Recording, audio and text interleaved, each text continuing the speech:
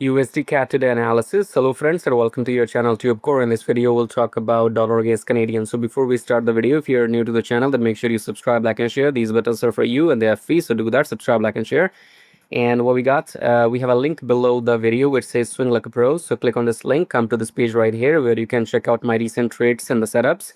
And you can join this program if you want to enter and exit with me. Subscribe like we have told you that. And then we have a link which says book consultation. So if you want to speak to me one-to-one, you can book consultation right here. And you can always join free Telegram. So get into my Telegram if you want some updates. And coming back to the chart, starting the top down approach with weekly time frame. Weekly, we are still above the EMA, made a new high, but taking a pullback right now. So it's a pullback, yeah. Daily is what? Daily is still above the EMI, so we might dump until the EMI, yeah. 4 hour is what? 4 hour is again below the EMI. So in 4 hour, we are in the downtrend. And yeah, so daily is again above the EMA, 4 hour is again, daily, weekly, both are above. So 2 time frames are above the EMA, so officially we are in the uptrend.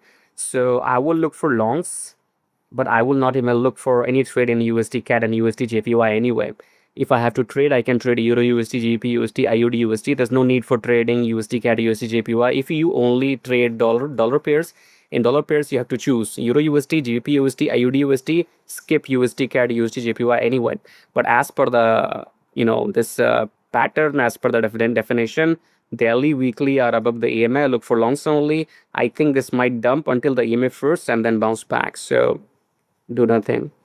If you want precise entry and exit with me, join this program, subscribe, like and share. Till then, take care.